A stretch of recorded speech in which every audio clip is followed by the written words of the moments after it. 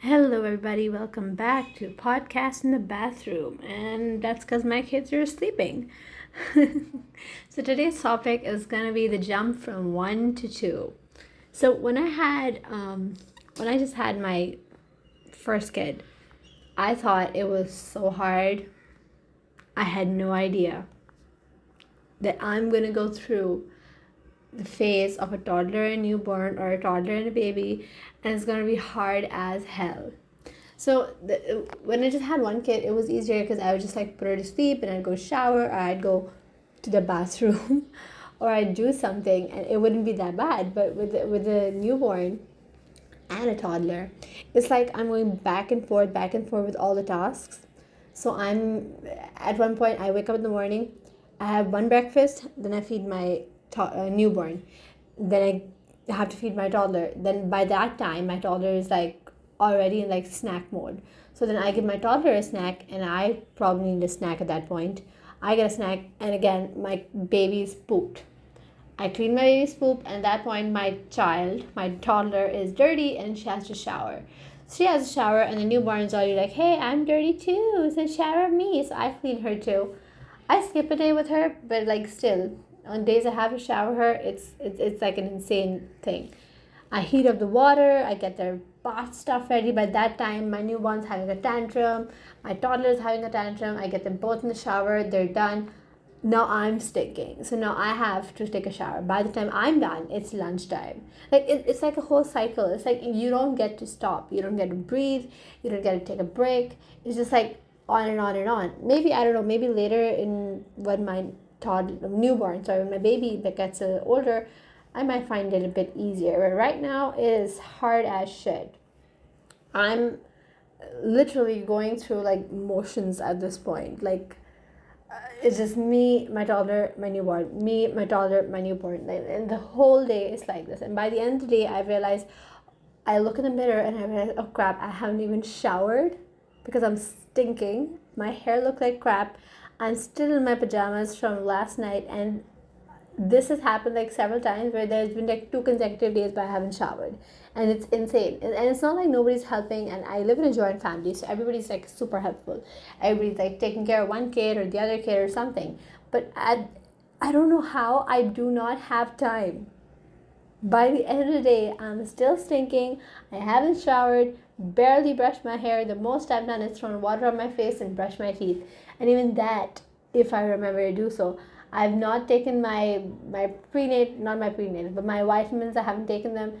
Pretty sure postpartum hair loss is gonna hit me soon because I'm not taking my vitamins, and it's insane because you don't get a break. And you know what they say, oh, moms don't get a break, or stay-at-home moms don't get a break. Yes, we don't get a break because we're constantly doing something. And by the time like all the routine and the eating is finished, and it's like, oh, it's the afternoon or the evening time where you can just, where people with one child relax, where I used to relax, where I used to take a nap in the afternoon with my baby, nap when the baby naps. I now have to construct an entire activity routine with my toddler because I have built this unrealistic expectation with her where I want to do activities every single day because I did that when she was an only child. So now she expects that. She expects at some point in the day, my mom has planned some DIY Instagram, Pinteresty activity that she's seen with like cutting and pasting and something. And at some point, we're going to read a book. And I'm trying to teach my toddler how to read. It's a really, really nice book. I think it's called 100 Lessons on How to Read. I will mention that in the description down below. It's a really, really good book.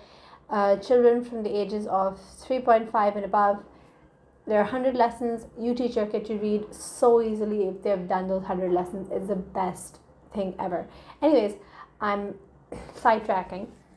So yeah, you can definitely do that. So my child has this expectation, right? She's sitting there going like, well, my mom's gonna make me do said activity today, and at that point I'm like exhausted, but I still have to do something. So I throw like, either I give her some Play-Doh and I give her a tray, or I give her something because I have a stationery drawer And it's a huge one. Like, it's huge. It fits right under my bed. It's that big. And every stationery imaginable, I always have it on hand. I have like 6 different types of tapes. There can be glitter, masking tape, normal scotch tape, yellow tape, electric tape for some weird reason, double-sided tape, extra strong double-sided tape. I have glue, 3 kinds of glues. Why? I don't know. I just love having all these crafts in my house. My mom used to do it, so I feel like it's a habit that I've kind of picked up on, and I love having stationery, all kinds of papers, all kinds of materials, felt, clay, etc. I have everything. So it's easier when I'm making an activity because I just have to pull out like 1 or 2 things and just quickly draw and give it to her. Also, side note, I have a bachelor's in art, plus my sister is doing her bachelor's in art as well. So I have like come from a pretty creative family, so it's easy and it comes easily to me, I feel like. At the same time, but making that effort, sitting up and doing that activity with my child, I'm not gonna lie, it is hell sometimes. It's super, super hard.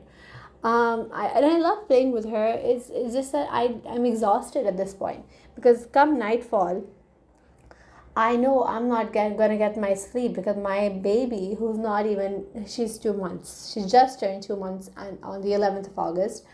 She's just 2 months old, so she's constantly waking up every 2 to 3 hours.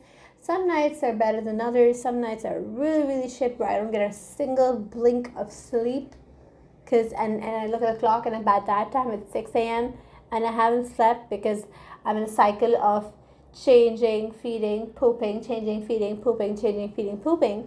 By that time it's 6 a.m. By the time I'm done burping my baby, and at 8 I have to wake up my toddler because she goes to school. And at that point, on some days where I'm blessed by God, I get those 2 hours, 3 hours of sleep. The school is like barely 2.5, 3 hours. At that point, I'm like, yes, I got 2 hours. Like, my 8 to 12 hours that I'm supposed to be clocking in, I'm getting it done after 4 days, which is insane, because I'm not functioning on sleep. You know what? That does kind of affect how I deal with my toddler. Again, I will revert back to my previous podcast, which was episode 1, which is postpartum rage. It kind of contributes to that, because you're not getting that sleep, you're stressed out, you are tired, you have been constantly going back and forth with a toddler and a baby. And by the time it comes to maybe doing something serious to your toddler, maybe doing homework with them, or sitting down and doing some activities or something, they're having this full-blown tantrum, and it's not their fault, because obviously I understand this is a developmental milestone. Every toddler goes through toddler tantrums. There's nothing you can do about it. They're big emotions. They can't deal with it. That's a topic for a different episode. But like that at the back of your mind. But the way you're dealing with it is like you're either yelling or you're annoyed. Or I have this really, really bad habit to give like a backhanded sarcastic comment. Because my mom used to say to me, and now she's more aware where she doesn't do that. But I think I've picked up on that habit, and even though I'm consciously trying to stop it, it's really hard to do, because you're just like, they drop like a glass of water, like, yes, go drop it. Like in Urdu, you say, aur girao. In English, you would say like, yes, come on, that's exactly what I want you to do. Like, you'd be really rude to them. And any other person you were doing this to, like an adult, they would find this rude. Your toddler can't do shit because you're their mom. So yeah, I do feel guilty about it. But at the same time, it's like, what else can you do about it, right? Okay, I think that's about it for today's episode of Podcast in the Bathroom, because my kids are still sleeping and they're about to wake up, and I also gotta go pray. And guess what? Still haven't showered. I feel like that's an every mom thing. Anyways, thanks for watching, or thanks for listening.